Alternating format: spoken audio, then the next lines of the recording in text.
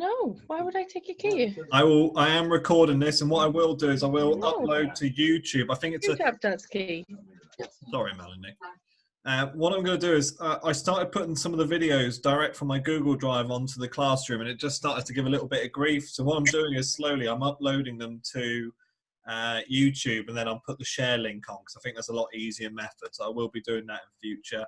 I've got some older sessions as well I'm going to put on, and I've got some sessions from the last couple of weeks I've been running, which I'm more than happy to share with you guys. So hopefully that'll be quite useful. Okay.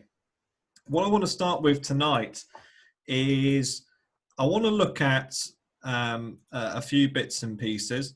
I use WordPress quite a lot for my own blogging. Now, one of the things I get to do with my PGCE students and my mentees that I work with is I get them to blog their experiences in the classroom. Now, for those that have done blogging before, there's a real benefit to it. When we get student teachers, especially to do academic writing, they focus so much on getting all these references and that the pure essence of what is reflection and effective reflection in the classroom gets lost. Effective reflection should be that feeling in the moment and the ideas that come from your head, your assumptions, and how you critically impact on those. And I feel with something like academic writing sometimes is that raw feeling and emotion gets lost. So with my mentees, I say to them, I say, right, I want you to blog. I don't care about spelling. I don't care about grammar. I don't want Harvard referencing. I don't give a monkeys about any of that. Exactly. As soon as the session's finished, I say, right, go and write for me. Don't matter about how many words or anything. And some of the stuff. Jim? Sorry, I'm going to mute somebody. Some more what? One of the key things about effective blogging is that you get these pure ideas as soon as you remove the barriers. And WordPress is a great tool for get that idea going. So to help them, I actually write my own blog. Now, these are my own thoughts and my own opinions. There are spelling errors. I don't really take them that seriously. A lot of them are quite light-hearted. Some of them I have digs at people, and well, I can do what I want really. It's my website. And I want to look at how we can create a very basic WordPress website for quite a few things. You can either use it for your students to create and write their own stories, which you can upload and they can share via links. Or even, like I said, for your NQTs, your mentees, your new teachers coming in, get them to do that blogging. Because the next year's group, you can say to them, have a look at what some of our NQTs wrote about last year. That sharing of ideas and going through, it's really useful. Now I'm going to start tonight actually by going back to our favorite friend Canva. Now, what I want to look at is how we design our WordPress site. Now, if you go straight to Canva and you type in, I think it's Facebook banner I added, they have some really nice little simple, these sort of designs here, because on our WordPress blog, I want to put a nice image at the top. So what I'm going to do is I'm going to pick a picture. Oh, that one looks good. We'll have that one. Remember, we looked at Canva a few weeks ago, and we're going to call our blog. We're going to call this one. Let me just move you guys there. Sorry. We're going to call this Class 6H Creativity. There we go. And let's just give this a name. We're going to call this one Creative Writing and Literacy. Okay, so I've created here a very basic banner, which I'm then going to download as an image. And that's now going to be saved on my computer. There's a reason I've done this. Again, it's just about getting that personalized design for our WordPress website. Now, WordPress.com, you've got a few ideas on here. You can get the premium package, but everything I'm going to show you tonight is just the free package. So it is missing some of the key features, but effectively we're keeping that same core idea of we want people to write blogs, share them, and then we can put them on a website and bits and pieces from there. So I've just logged into WordPress and I'm going to go to create site. So I'm going to kind of guide you through the process of kind of what I would do for here. Now, what it'll ask you for is a domain name, which is your web address. So I'm going to call this one class 6H capital creative writing. Again, you can give it a bit more of a funkier name if you want. So you can see here how you can actually, you can pay and you can have class 6hcreativewriting.com or .blog, and they do have some free ones at the moment, but I'm just going to go for the absolute freebie one. So it'll be www.class6hcreativewriting.wordpress.com. I'll show you a little way to get around this as well later. Now, it is going to give me these little bonuses that I can pay for, but cheapskate, we're going to go with the absolute free site. So there you go. We've created our website. Effectively, it's done. That's it, really. So it gives you this real nice site setup. This is the thing I like about WordPress, is the simplicity of building a website. So we've got site created. We're now going to name our site. So let's give it a title. Okay. So let me just give it a title, and we're going to call it Class 6H Creative Writing. Yeah. Okay. Yes, it likes to give you all these little bubbles that come. The site tagline. This site will include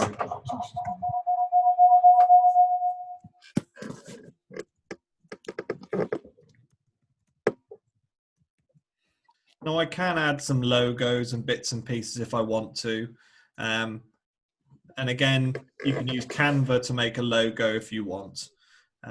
So if you do go to Canva, we can go to we can just type in logo. And if you want, I can make a little logo. I quite like that actually, but I don't want to waste time, so we won't go around that. There's our web address. There's our time zone. Okay. And that's kind of it so far. Now, what it does every time is it will kind of just say, let's save it as keep going. Now, we can create a site menu if we're going to have quite a few multiple areas. So if you do want to have areas, so maybe a blog area, then maybe one for other links, we can add menus here. So I can add menus now. So I'm just going to create these. So this is our site so far. And at the moment, I've just got it as primary, the blog, maybe our about details. I'm happy with that. So I'll just exit there and I'll go back. I'll skip that for now. Now I'm going to edit my home page. So on our main home page here, what it will do is it will take us to our block editor. So we're now on the design where we can start moving around. And again, the great thing with this is it's the click and play element of it. So I want to change the picture at the background. So what I'm going to do is I'm going to replace that picture. So what I've done is I've just clicked on it. I'm going to replace it. And I'm going to upload a picture. So we've got one from earlier, which I put onto my downloads. So there you go. So I'm going to upload that picture. Hopefully that will upload in a second. There we go. Lovely. And it is now taken. I'm just going to delete. There we go.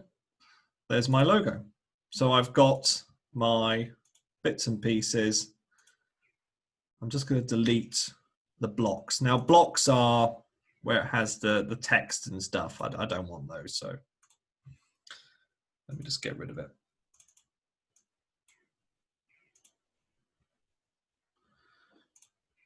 Oh, I'll undo that. Thank you.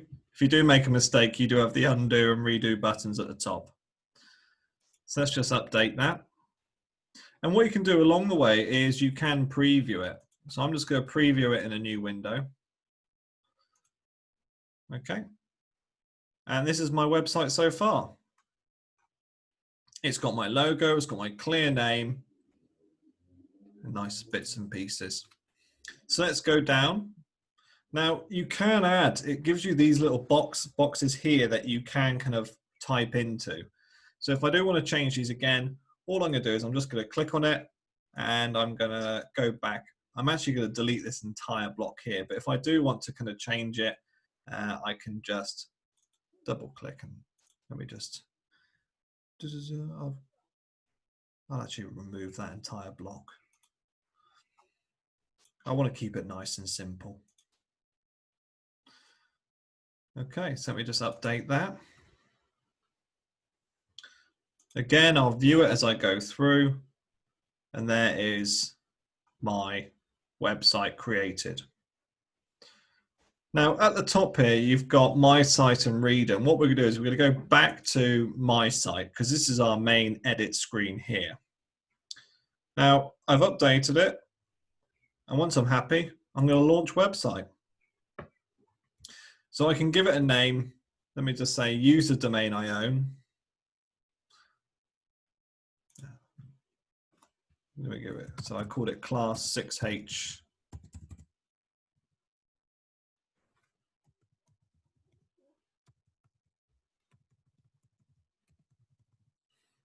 Okay.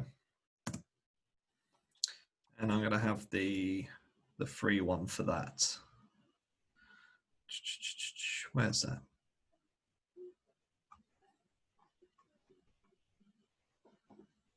Oh, I can't see it there.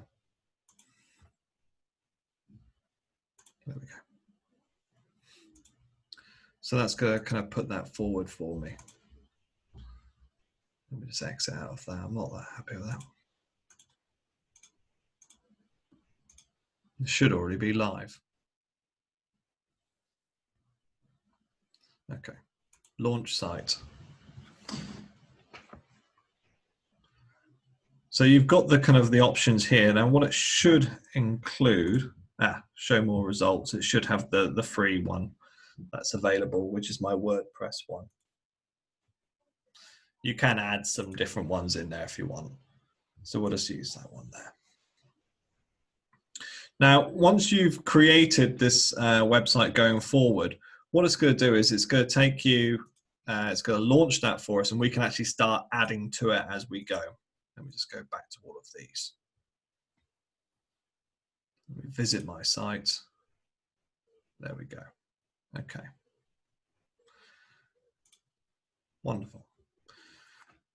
So once you've got this created, this here is going to be your main homepage for where we can start adding bits and pieces and playing around with it.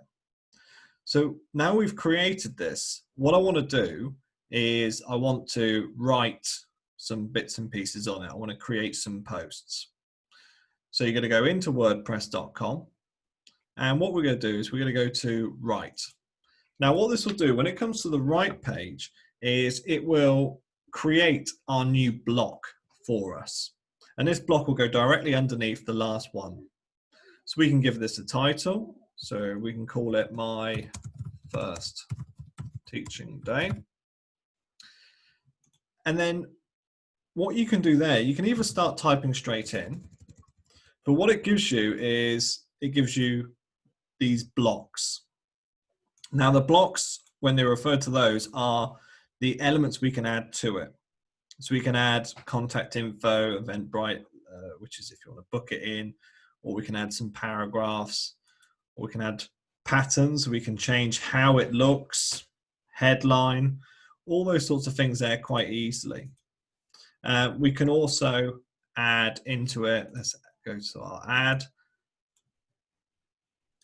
And I'm going to kind of put, let me just put something in. I've got text here. I'm going to put an image in here because I can add images to it, or I can add media. So let's put an image in here. So I can upload one. So either take one straight from my computer that I've got, or I can use one that's already there. This is both for ICT and creative writing. So good question there. So let's just say I'm going to pick an image that I already have. There we go. Lovely. Now, what they've got here I've put in a GIF that I've done, is you've created this website for creative writing. And what you can do from this is you can just start typing in, or you can get the students to start copying and pasting their own elements into it. The great thing for the learners is once they've created this WordPress, is they've got somewhere where they can start sharing, and you can start sharing the work that's being done in the classroom. You can start building a creative writing website for your learners. So let's preview what we've got so far. There we go. And that's what's going to be available for our students. That's my awful writing there. And we can visit the website, and there's our website, class6hcreativewriting.wordpress.com. And that gives you something which your learners have got this ability to share the creative writing. It's all about really kind of keeping something like this quite simple and clear. The children can edit it, definitely.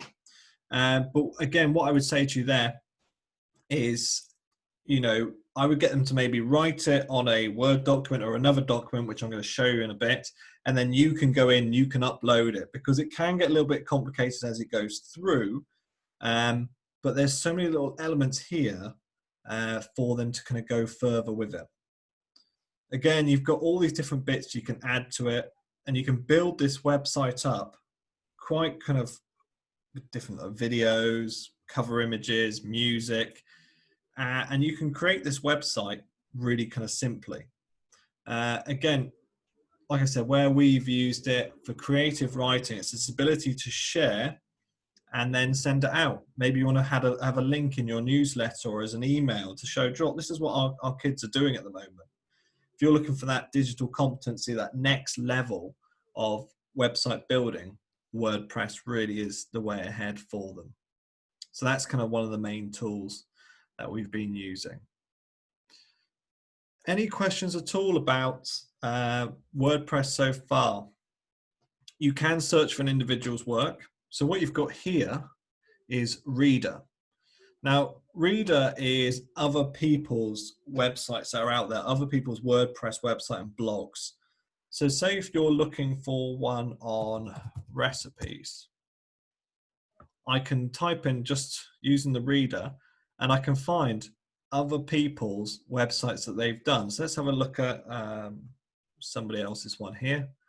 This is somebody else's website that they've created, again using the same tool. I need to save that one. But it gives them that opportunity. Now, with regards to privacy considerations, again, if it's work written by students, maybe keep it to that creative writing thing. Maybe you don't want to put the student's name in there. You can just kind of put, this was written by one of the students in the classroom. And that student will know, oh, that's my website. I did that one.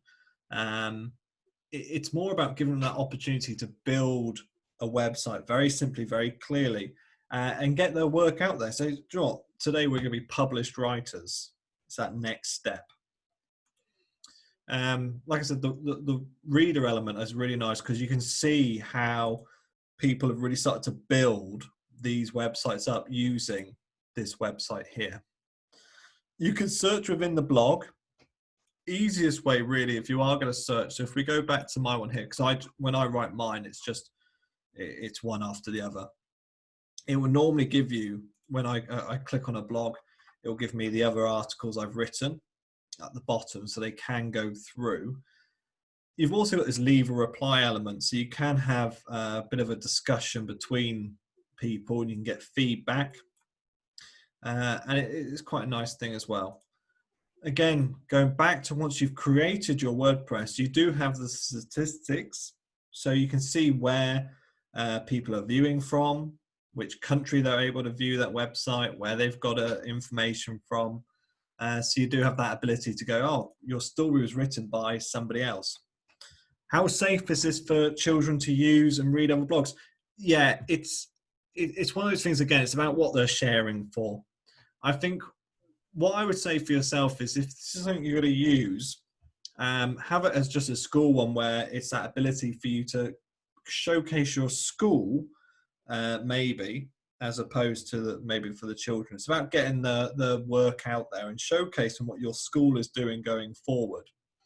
Again, you may just want to start putting your own website together. This is how, I've had a couple of work which have been published, and that's through my WordPress. That's through me just sat down at lunchtime slamming out a load of rubbish, and someone picked up on it and said, can you write 5,000 words on this? And I went, yeah, cheers, thanks. It's about expanding beyond. The key thing, again, I think with this is that ability to blog and creatively write. It's really helped myself in my profession. It's helped me as a teacher, and it's helped me also connect with many other people. So it's just a tool really for us to go that next step further. So that's WordPress. I would say if you get the chance, really kind of go through and have a look at it. It is quite a useful one. Any other questions about WordPress, please put them in the chat box. And then once that's done, I'll move on to the next tool. There is so much you can do with it. Again, you can change the design. You can add new features, but I think it's one of those things where I would say to you, really do sit down with it, play with the features that are there. There are some great kind of tutorials to guide you through. What I'm looking at with this is just putting simple blog, creative writing, and kind of letting you go from there. It's a nice little tool. It will also show you what it looks like on a phone and bits and pieces, so it is quite set for that. You can get apps for it on the tablet and on the phone, so if you do want them to write and they want to use that, that's also available for them. So that's WordPress. Okay. Next tool for us to look at. Now, Then put the highway. Now you want me here.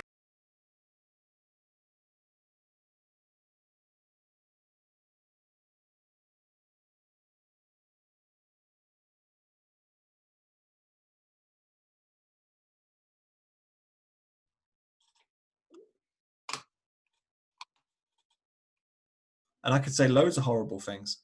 Oh, damn. No, it's one of those things. I've always had the free version. People can still see me and you can still search for me. I think with the paid one as well, you can get it lifted a little bit higher in the search rankings, but I've never done it to do that. I literally did it as a tool for the classroom to share and get my NQTs and my tutor mentees a little bit more engaged with reflective writing. And I just thought this is a really good tool going forward. Okay. So let's go to the next tool. I thought when I was looking at this, I was talking to Beth about ideas with creative writing.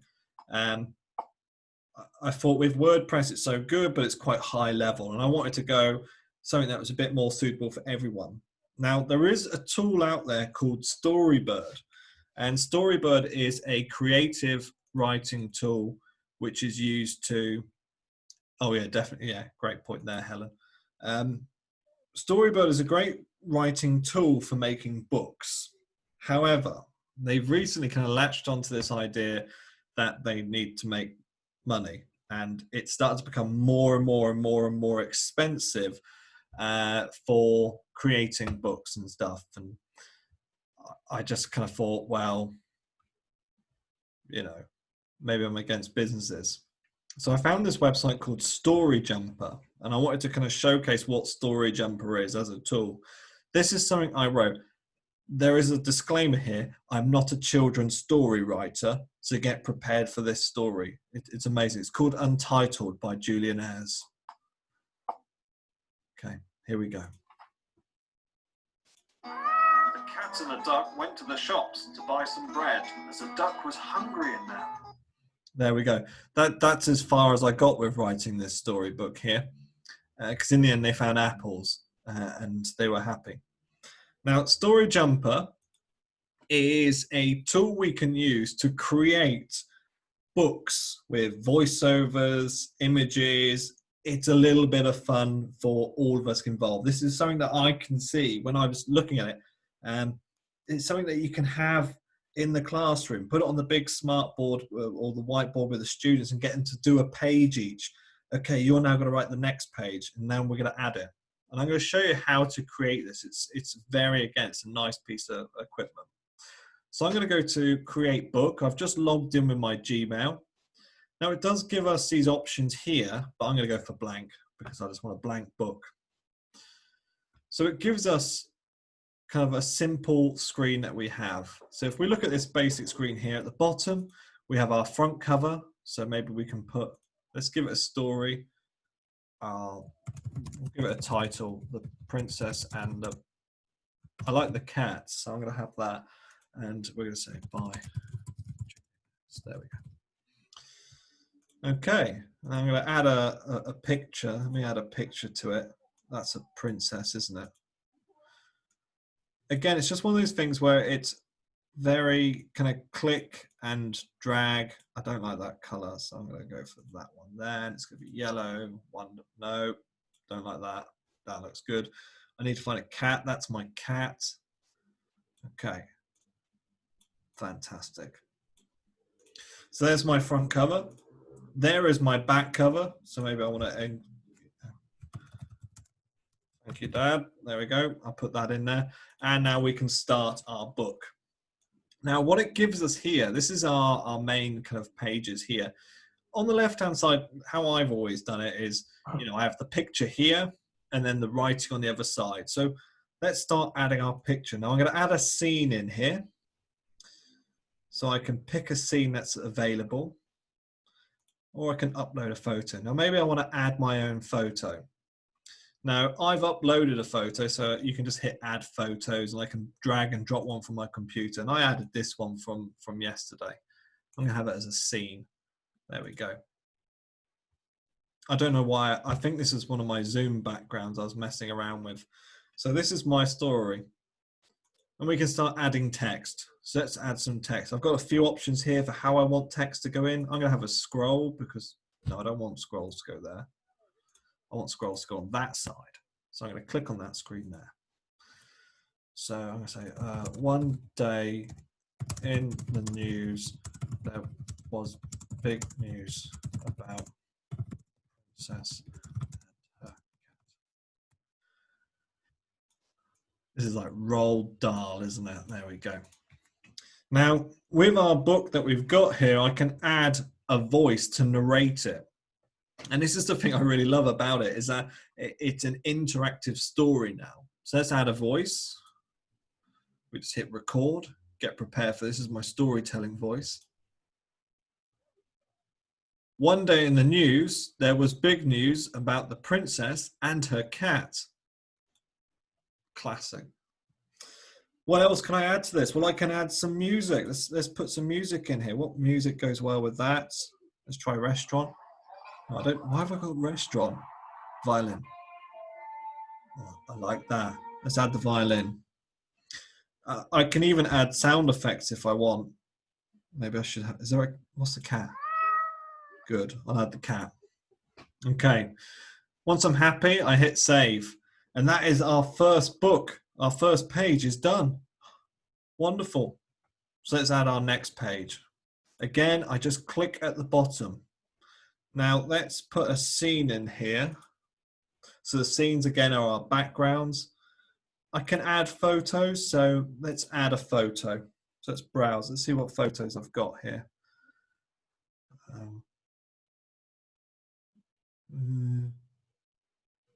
I need some more interesting photos.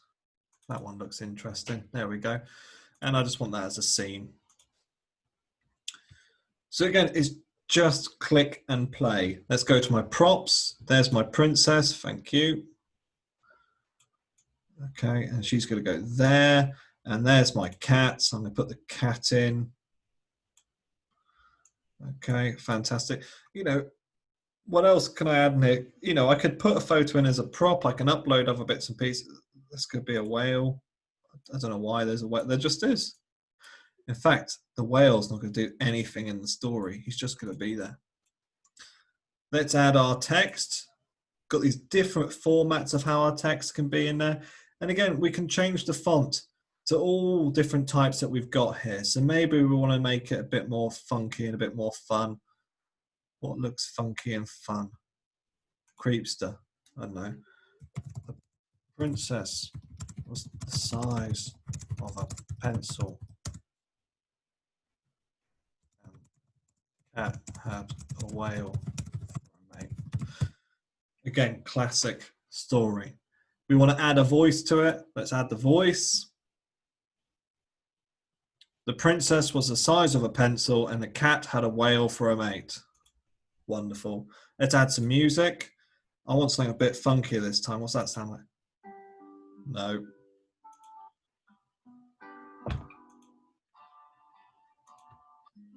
Is there not anything more exciting?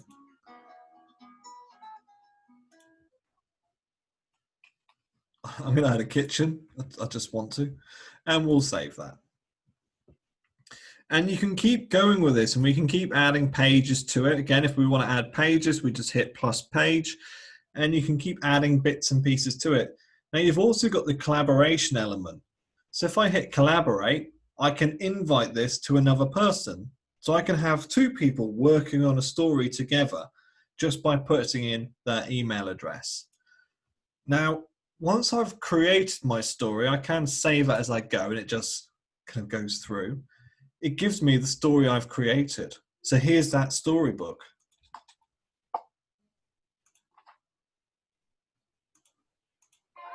One day in the news, there was big news about the princess and her cat. Wonderful. Next page.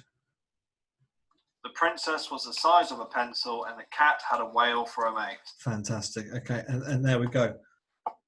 Now, why do I love this so much? It's this next bit that you can do with it.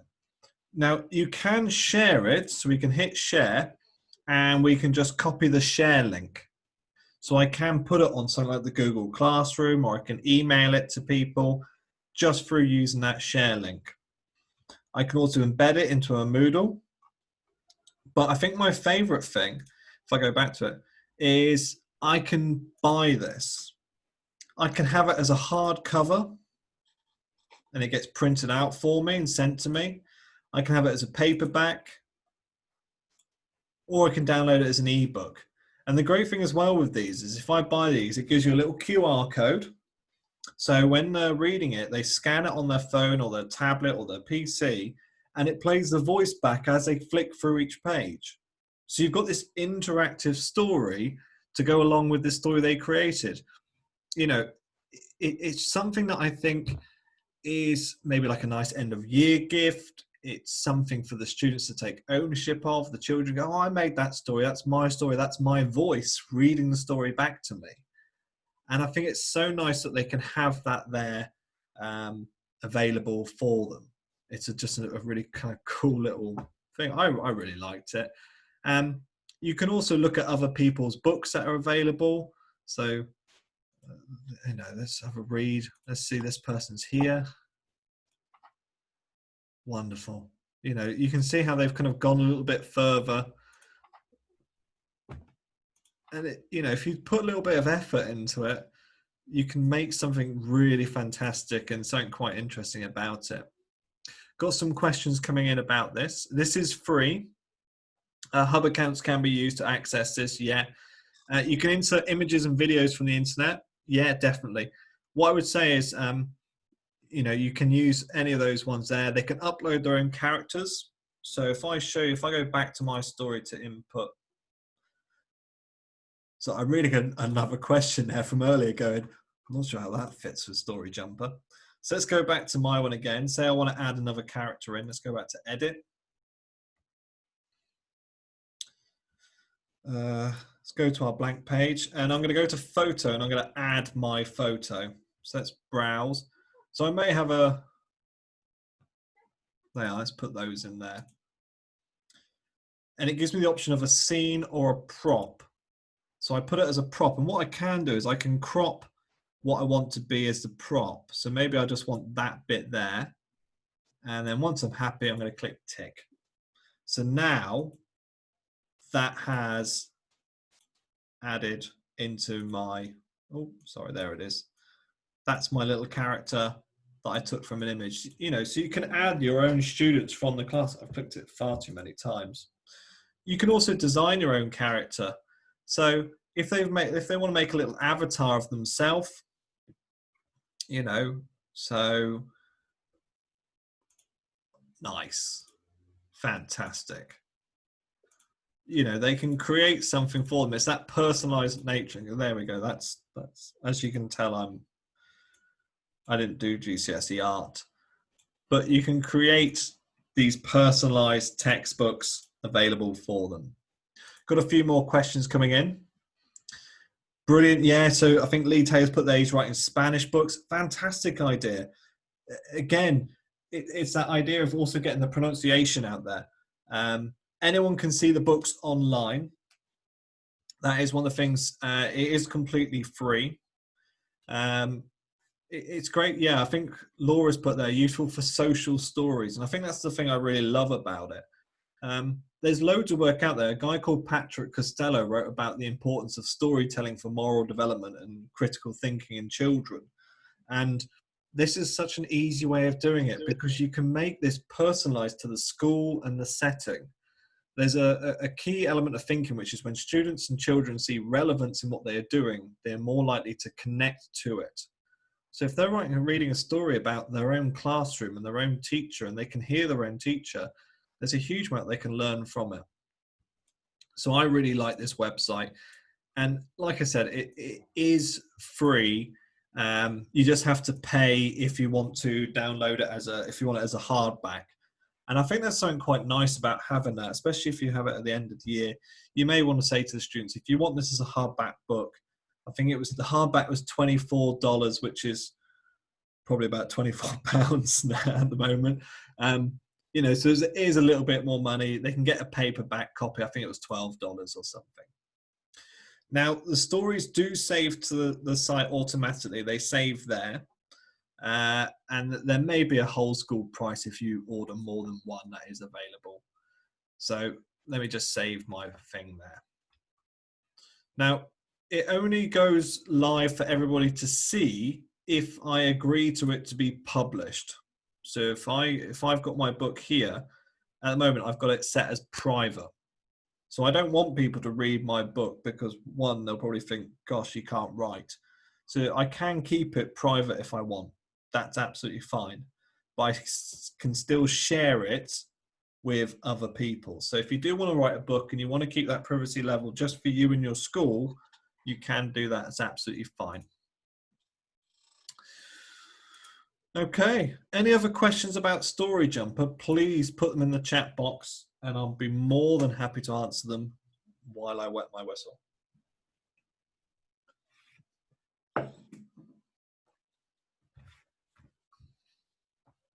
I can just see you all stunned by my story. You all know what happens to the princess and the cat, don't you?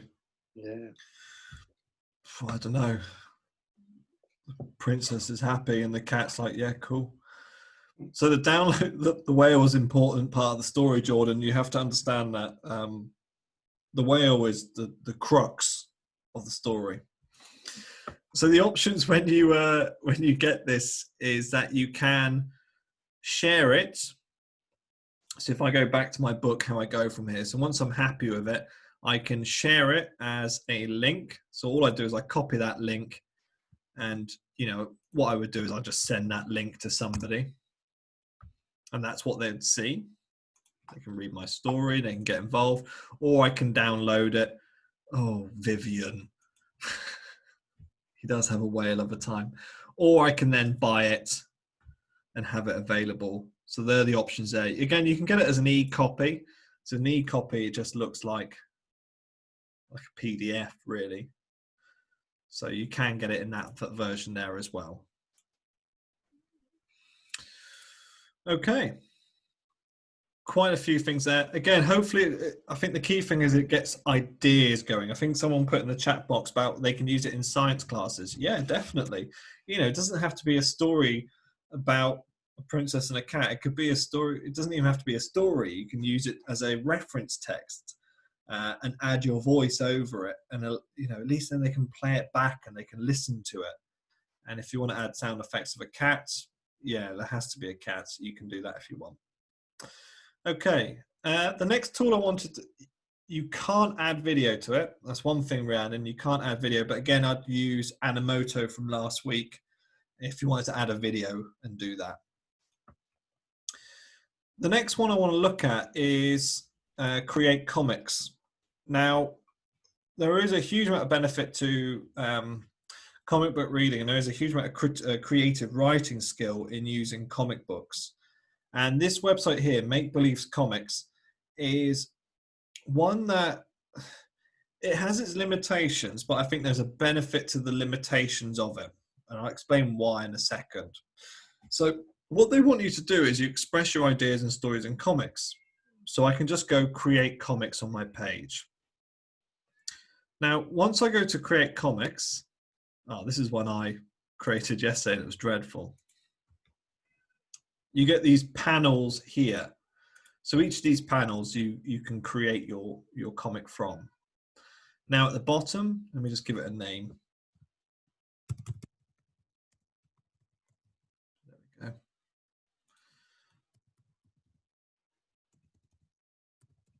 Thank you. Now at the bottom here, you get your information. Now this is what I mean by the limitations of it, because you can't upload your own backgrounds. But sometimes there is, if you look at the idea of convergent and divergent thinking, actually sometimes limiting what they can do makes them think about far more. So they can pick from here a range of different backgrounds for their story. So let's pick a little background here. Okay, there we go. There's our first scene. We then we can have just background colors if we want. Then we can have, let's put a character in here. So it gives you a list of characters. Now again, these are limited in terms, but it's about having that fun. The core focus of this is the creative writing element of it. So let's add let's put character in here. I hate ventriloquist, I'm sorry, so I'm not putting him in there. There is a lot of marine themes actually, yeah. Let's put a character. I like him. Okay, and then I can pick how he looks. There we go, fantastic. So I can put my little character in here, and then what I can do is I can put in my little talk boxes, my little chat boxes. So maybe I want to add one here. Let's put one at the top. So let's go. Now, once I'm happy with it there, actually, I want to delete that. So let me just how do I delete that? I want that instead. There we go. So Tuesday afternoon. And then we're going to add, again, this is my skills of how I do comic books. So you can change the language to French or German. If you're going to add accents and punctuation, what I would learn is so if we go to, I'll send this actually link here. If you want to add any accents, I would get the keyboard shortcuts link. So we can add those sorts of areas there. So let me just put one in for you. So if I try to add that A there, so it is Control A. Oh, why is that not working?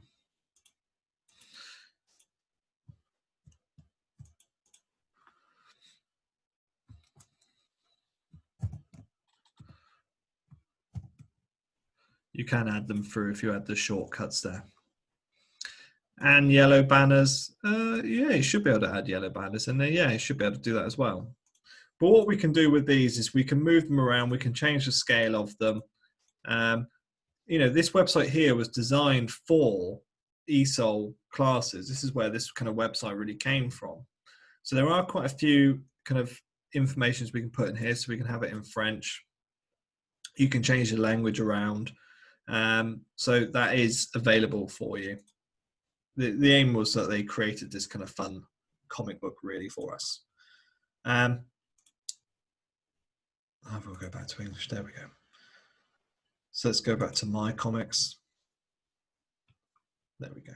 It does auto save, but you can just hit save as you go through, and it just keeps it. And I've just logged in here with my kind of Gmail account, and that's absolutely fine. It's worked. But we can just, you know, can you find the cat? There we go. As you can tell, top quality story. I'm going to put him there actually. And I'm just going to move around. And all I'm doing is I'm just clicking and going through. And there are so many little bits and pieces we can add to it. I don't know, there's a baguette. Fantastic. For some reason, there's a baguette. And some buildings. And this is, again, it's that focus on this creative writing and sharing of ideas. And if you want children to get involved creatively, and maybe they don't want to write stories, here's a real nice way of doing it. They can create these comic strips that are nice and simple for them. So that's one of the websites I really liked out there. And I think, again, the good thing is it is completely free. And once they've done it, what they can do, they can hit print. And what they go, save image to disk. And you have your comic book created as a PDF. So if they want to, they can print it out and they've got the comic there. You can also cut it out, and you can maybe, you know, if you're making a newsletter for the classroom or something, maybe that student can create the, you know, like the, who wrote the Far Side books and bits like that. They can make their own comics to go in the newsletter. It's that next step of what can we do with it. Now, there was a few other sites I really wanted to look at, but before I go on to those, any questions at all about make-believe comics or anything? Got a few coming in here.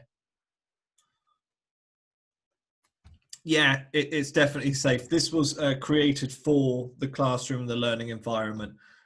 So yeah, it is created for that. Is there a search option for finding images?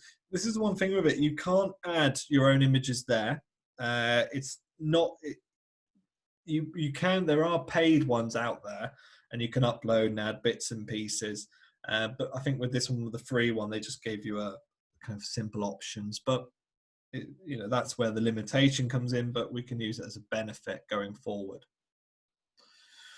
Okay, the next one I want to move on to is a tool called Piclets. Now, Piclets, again, you log in just with a Gmail account. That's absolutely fine. But this one here actually steals an idea that you can use from Storybird. And I really like this one. I think the thing I liked about it was the simplicity of this tool. So this is just piclets.com. We're going to go to create Piclet.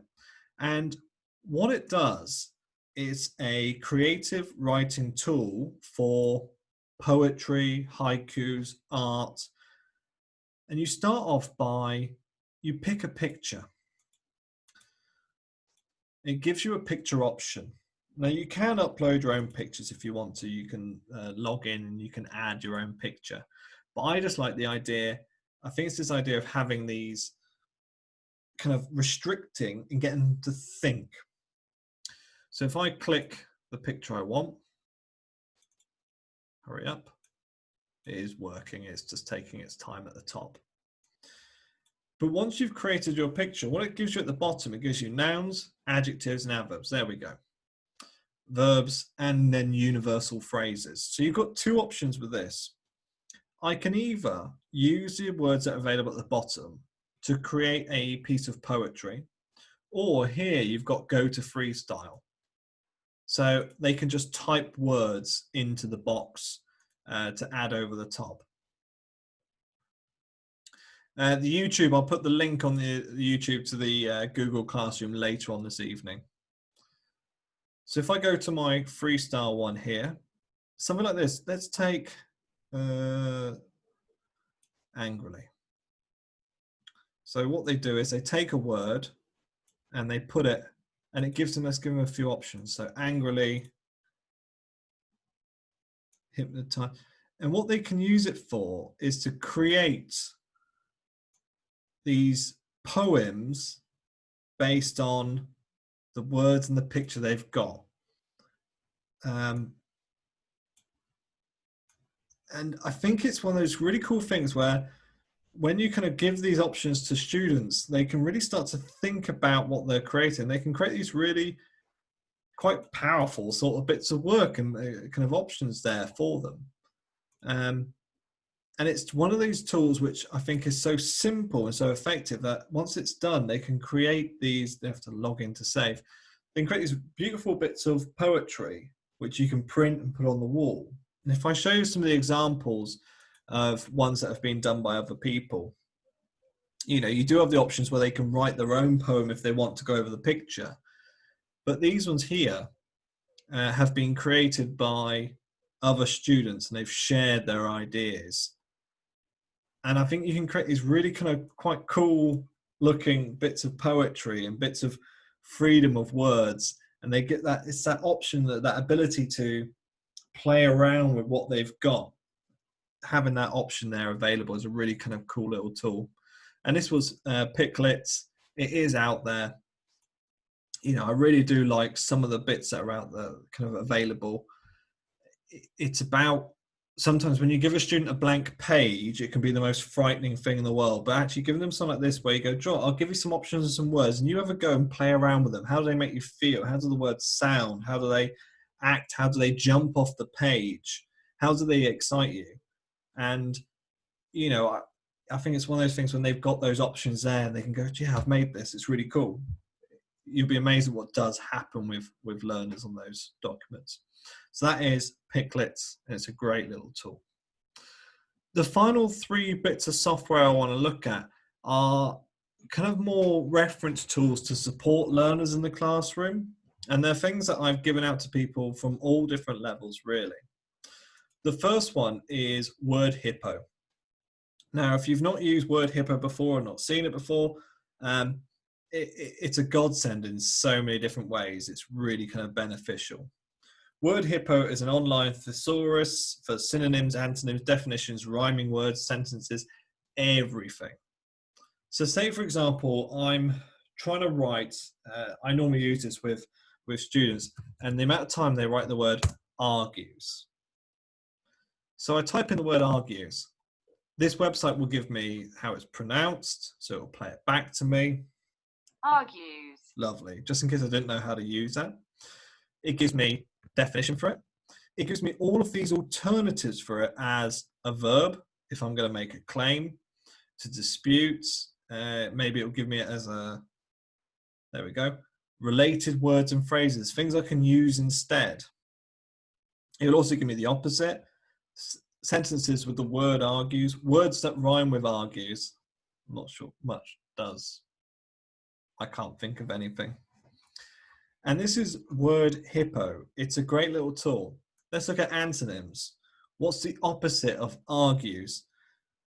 Recant, refutes, reject. It's about this ability for learners to kind of learn new language. And this kind of gives them those straight, I want to see if anything rhymes. No, they don't rhyme. It's like finding something with orange and silver. WordHippo is a superb tool for that. If they're having any sort of issues and they go, oh, I'm not sure what this word means, rather than saying to them, that's what it means, say, okay, use WordHippo. What does that tell you? How can you use that in a sentence? Where are you going further? We're trying to push critical thinking on learners, and WordHippo is absolutely superb. Will it work with Welsh words? Let's have a look. Let's try Welsh. Let's see what it does. I've never tried it with Welsh, actually, so great question. So it gives me the Welsh word for argues. So let's type it in. Actually, what I'm going to do is I'm going to copy and paste it. I'm just going to put it in and see what happens.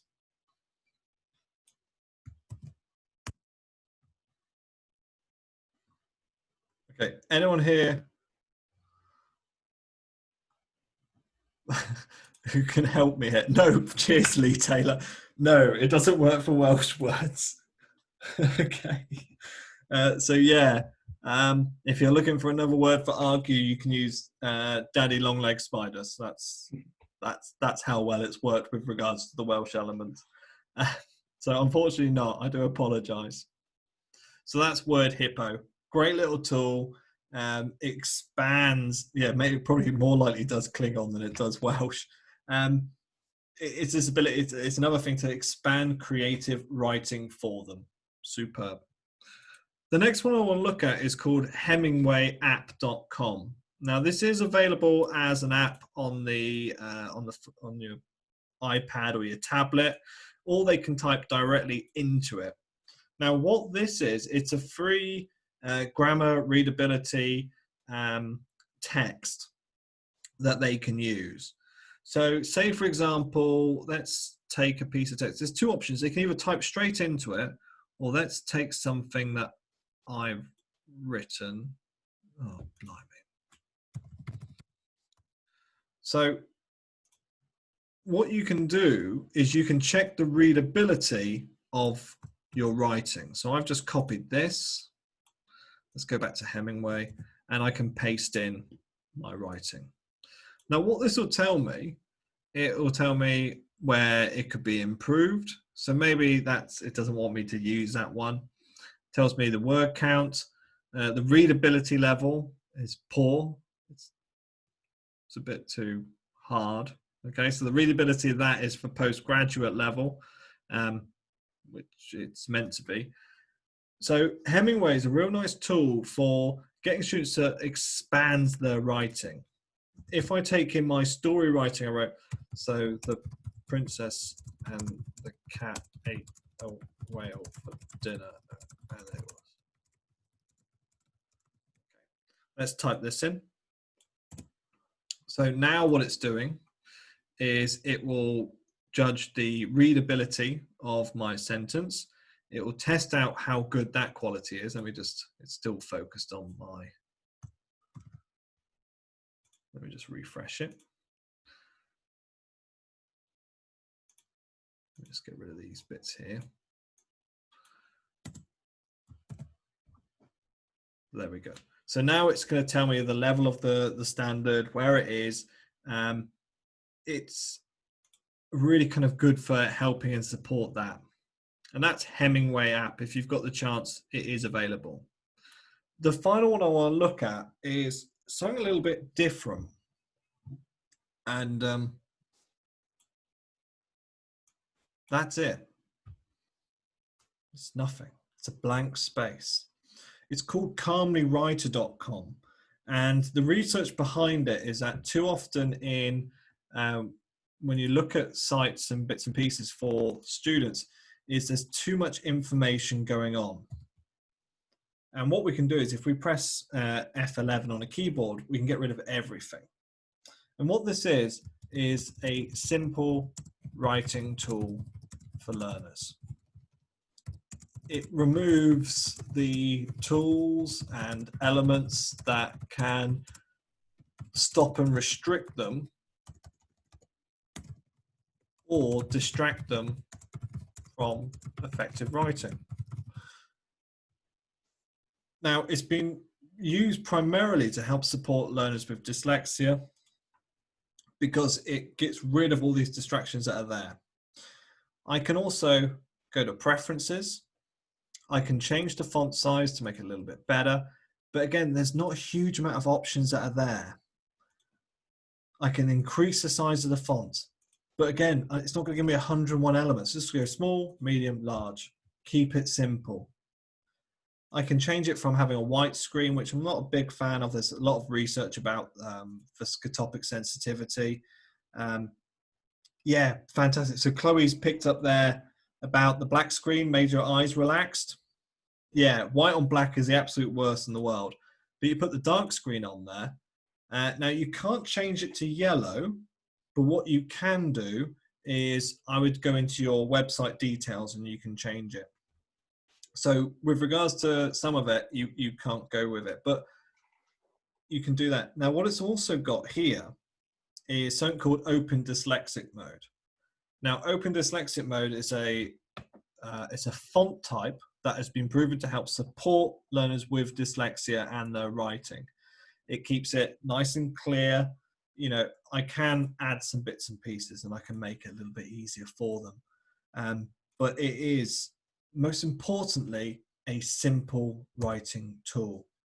Now, what it does as well, as soon as I've started moving on to the next section, you'll notice that last section is finished. It goes a little bit darker because what it wants me to do is now focus on the next part. And therefore, I do not get distracted